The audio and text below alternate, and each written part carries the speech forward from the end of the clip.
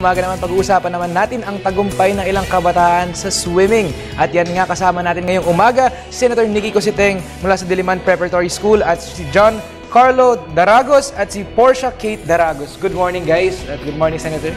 Yes, good morning. Magandang umaga po sa ating mga tagapanood. Yes. Ma'am, siguro maaari bang kwento nyo muna sa amin kumbaga ano yung sinalihan ng itong mga estudyante po natin mula sa Diliman Prep na nakikita natin na napakarami nilang dalang medals at naiuwi yan mula sa Cape Town. Yes, South Africa. Yes.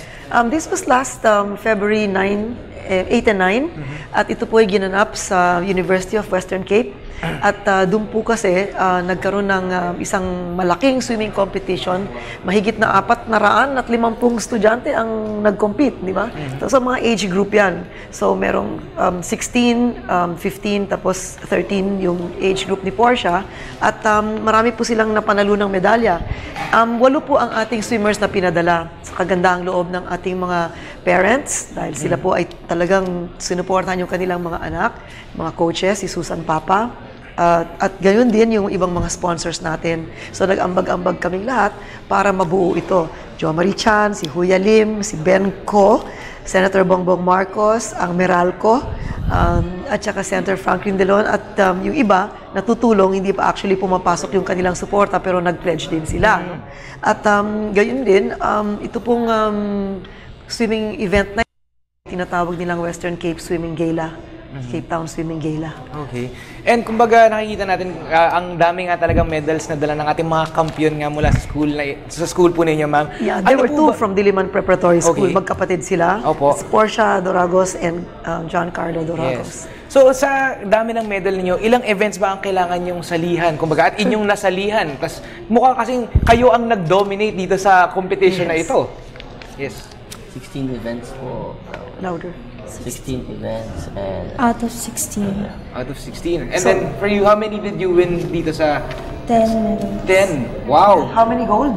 4 gold medals, 4 silvers, and 2 bronze. Okay, wow. Talagang kumbaga nag-dominate nga talaga po itong mga estudyante natin. Pero gusto ko lang malaman, kumbaga, ay kayo, marami na kayong medal ngayon. Pero saan ba kayo nagsimula? Kumbaga, yung hilig ninyo rin sa swimming, dito ba ay na-foster, kumbaga, dahil sa mga programa na bigay ng Diliman Prep para sa inyo? At since kailan pa kayo nagko-compete para nga sa school ninyo? Since I'm 9, I've been competing in the PSL. Okay, so you're how old now? 13. 13, so okay. 4 years ka nang nagsiswim competitively. Yeah. And then, kumbaga, you're training under the Diliman Prep. Kumbaga sila ang tumutulong sa inyo para ma-foster ang inyong mga skills sa swimming. Opo. Okay, and for you, John Carlo? Yeah, I started my swimming career in the age of 12 or 11. Then, yeah, I've been developing my swimming career under my school DPS by my coaches. Okay. Then everything was developed and there I started getting medals, a lot of medals. Yeah, and because of my support of the school, my parents. Okay. Yeah.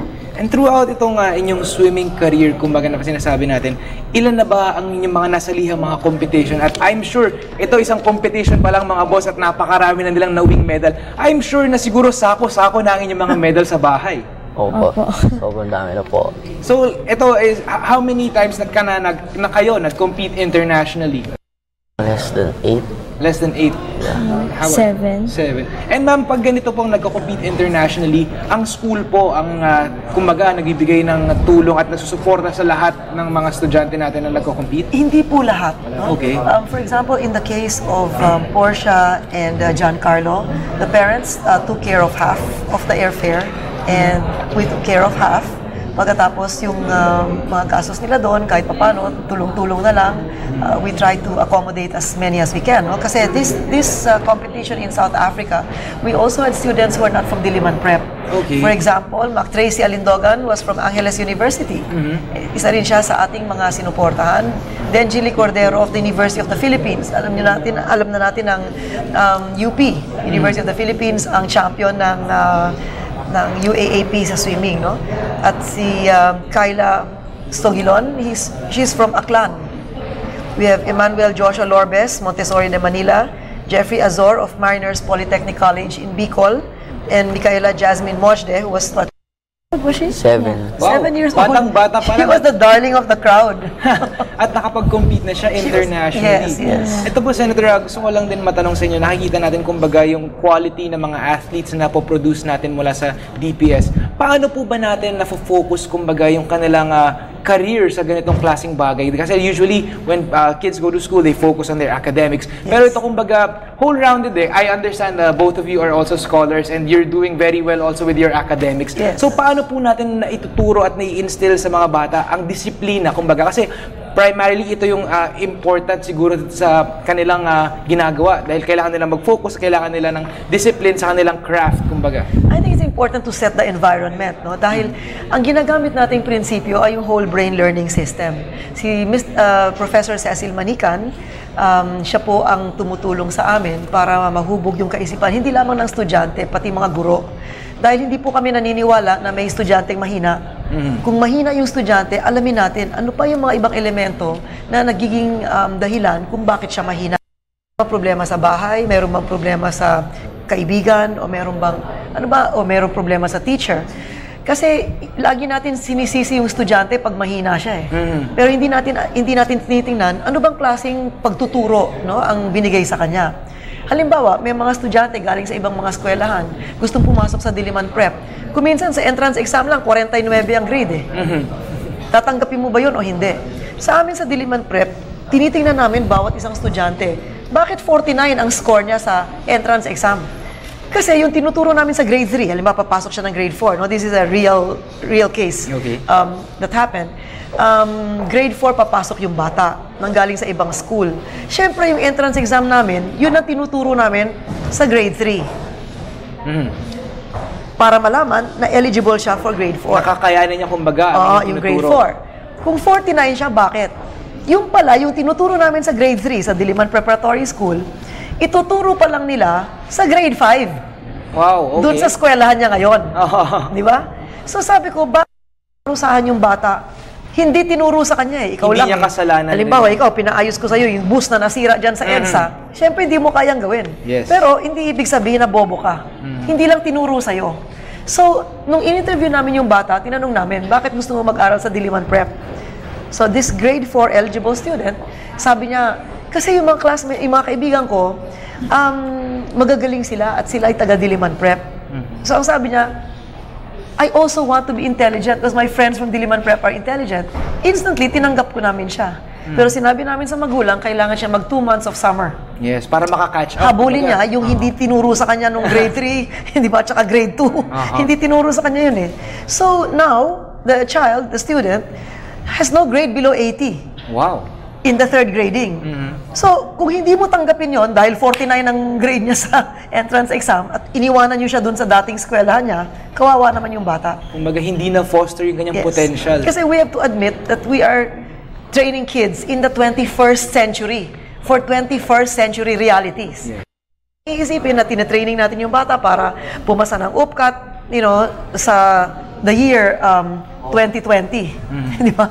Iba na yung UPCAT by that time. Doon sa UPCAT na nakuha ngayon. So like now, we have 19 UPCAT passers. We have, I think, 8 or 9 that passed the Ateneo entrance exam. We have not received yet the results of UST.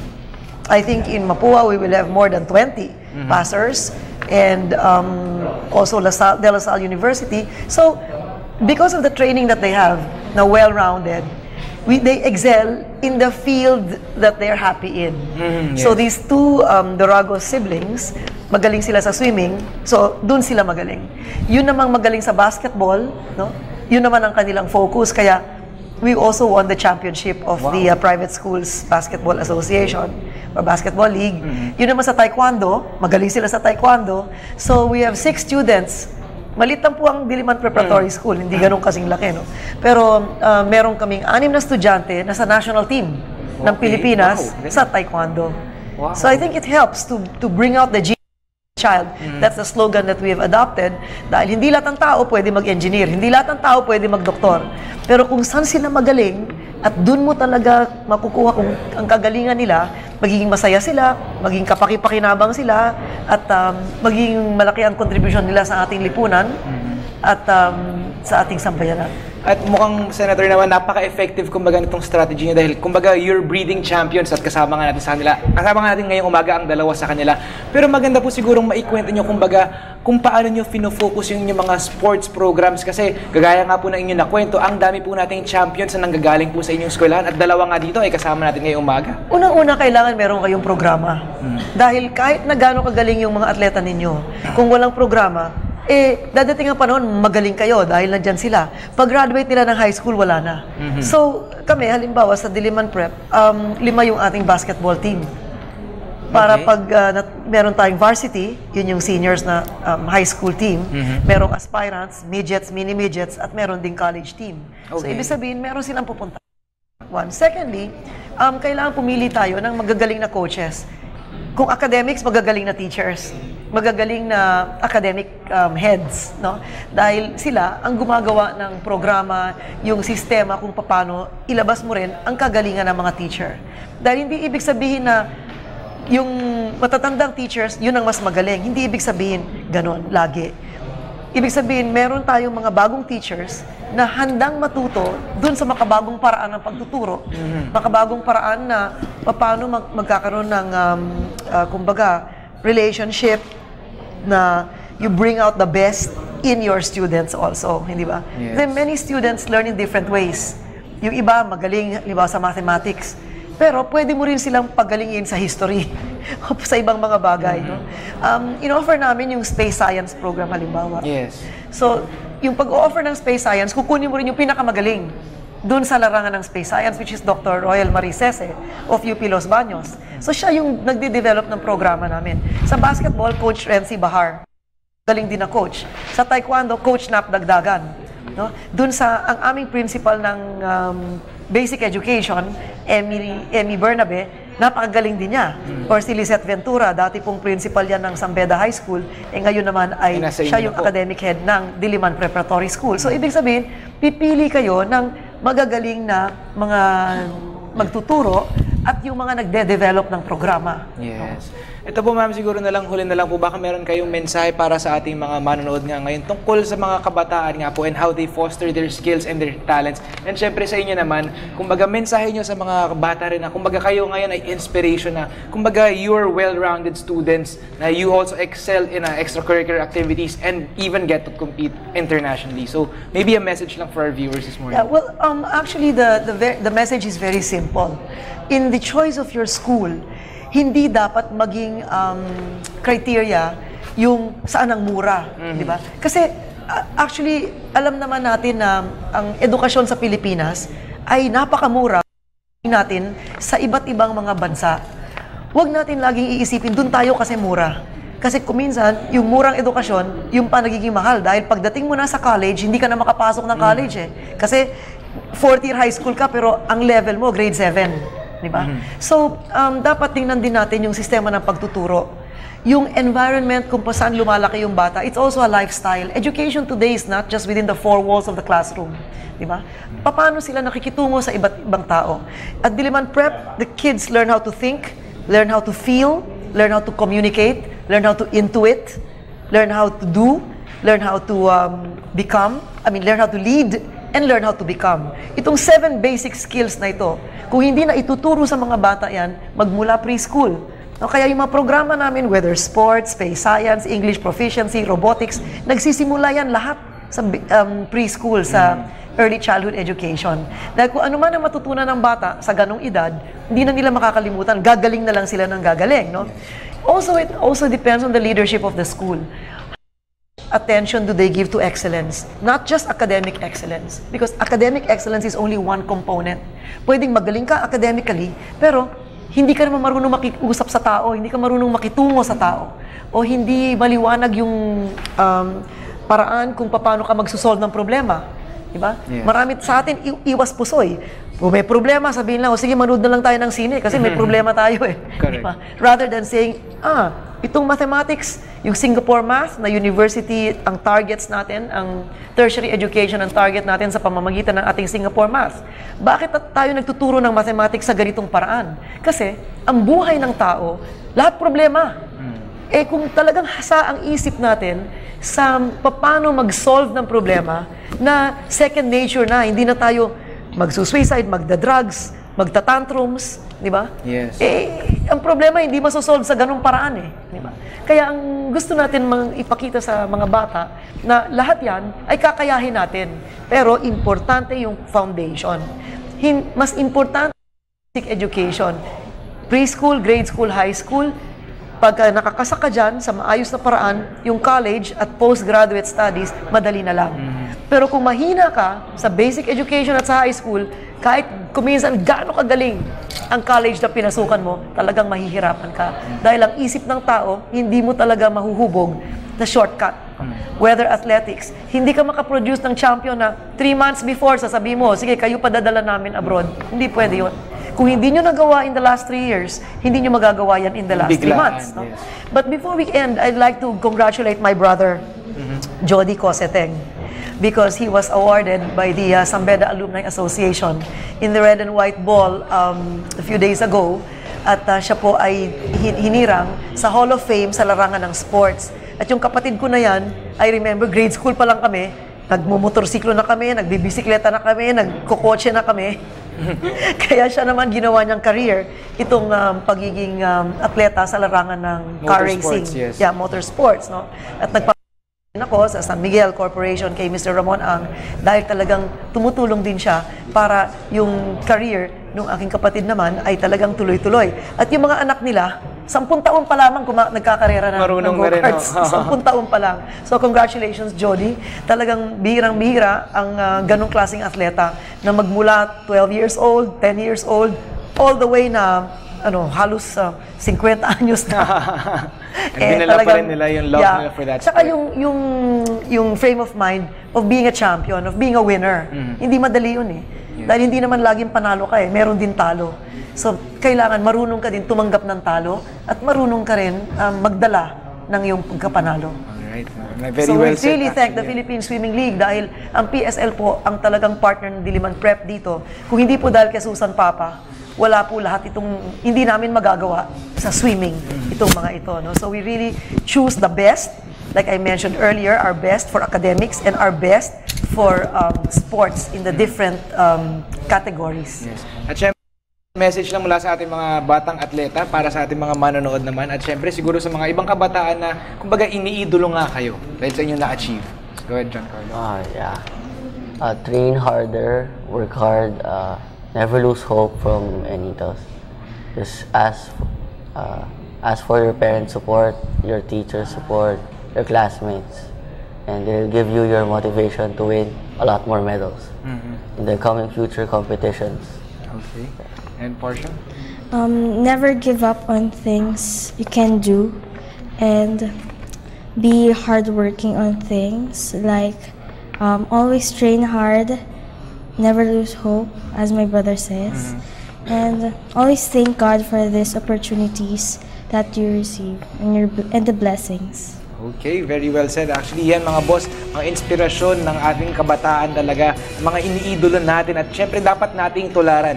So, yan, nakasama nga natin si Senator Nicky Coseteng, si John Carlo Daragos at si Portia Kate Daragos ngayong umaga mula sila sa Diliman Preparatory.